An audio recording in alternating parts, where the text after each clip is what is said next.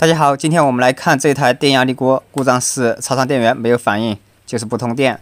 一起看一下到底是哪里坏了。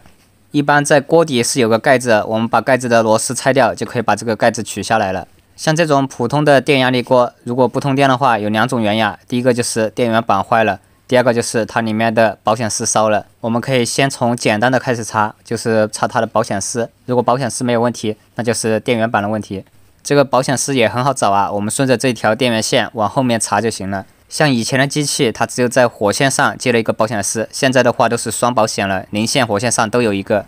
测量保险丝好坏，我们可以用这个万用表，但很多朋友家里面可能没有啊，我们也可以用这个电笔。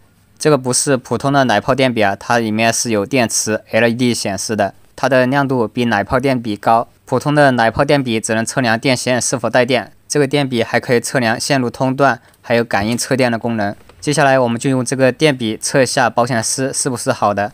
测量的时候，我们用手摸住这个插头的其中一条零线或者火线，然后用电笔去测量主板这边的零线还有火线，看电笔亮不亮。测量电源线通断，我们需要把电源线从主板上完全断开，避免主板上的电路影响到我们测量的结果。现在电源线已经拆下来了，地线不用去管它。接下来我们用电笔测量一下。我们先测量零线上的保险丝，用手抓住这个插头这边的零线，然后用电笔去测量零线的另外一头。电笔亮绿灯，说明这个零线是通的，它里面的保险丝是好的。我们再测一下火线，把电笔接到火线上，然后另外一只手摸插头的火线，可以看到电笔绿灯没有亮啊，那说明火线上的保险丝烧断了。是不是很简单？用一支电笔就知道哪条线出问题了。这个保险丝在这下面，我们把它拆出来看一下。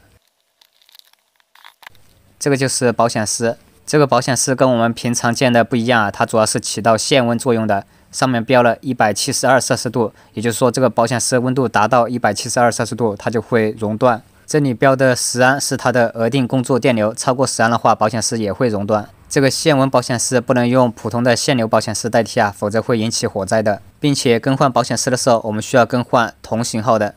像这种双保险的，如果手上没有保险丝，有一条烧断的话，我们可以把烧断的那一条短接起来。比如这个保险丝是火线烧断了，我们就把火线剪断，然后把这2头短接起来就行了。留一条保险丝可以应急使用，但需要注意的是，如果2条保险丝都烧了，就不能短接了，否则机器出现故障的话，可能会起火的。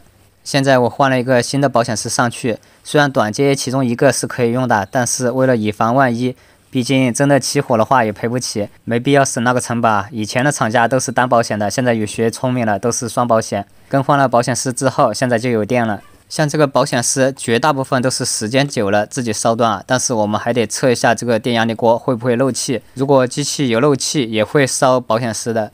经过测试没有问题，现在是跳保温了，中途没有出现漏气的情况，这个机器就修好了。